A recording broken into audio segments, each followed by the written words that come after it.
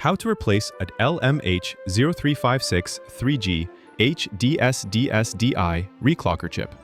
This type of chip will require a hot air station or a heat gun. I prefer to use the heat gun because it's affordable. In other words, I'm broke. The LMH056 chip has a ground plane in the center. This requires a heat gun or hot air station in order to remove the chip.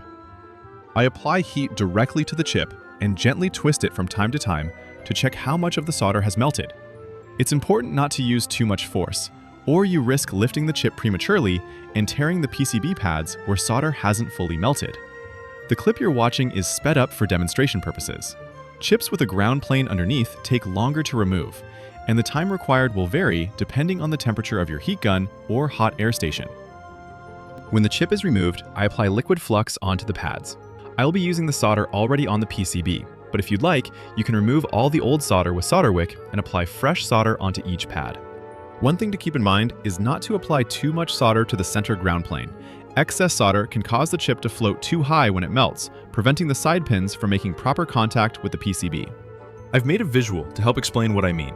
If too much solder is applied to the center ground plane, it creates a large gap between the chip and the PCB.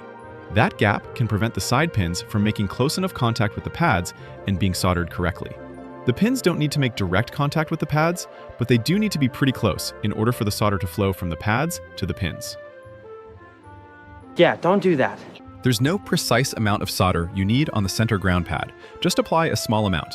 Estimate it, and don't worry too much about getting it perfect. If you later realize you used too much, you can easily remove the excess with solder wick. Apply a thin layer of liquid flux and position the chip in place. Make sure pin 1 on the chip aligns with pin 1 on the PCB silkscreen. The pin 1 marker is a small etched circle on the chip. Apply heat. It can be hard to see the solder melt from directly above, but you may notice flux pooling around the edges as the solder liquefies. With proper heat, the solder should melt within a couple of minutes.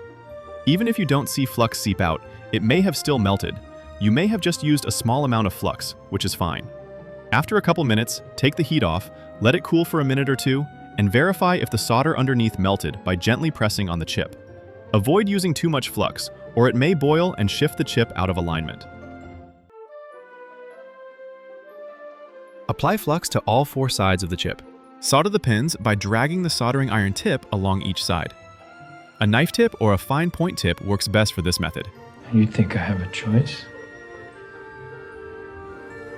Clean the chip thoroughly, then inspect it to confirm all pins are properly connected and free of solder bridges. If you enjoyed this video, please like and subscribe.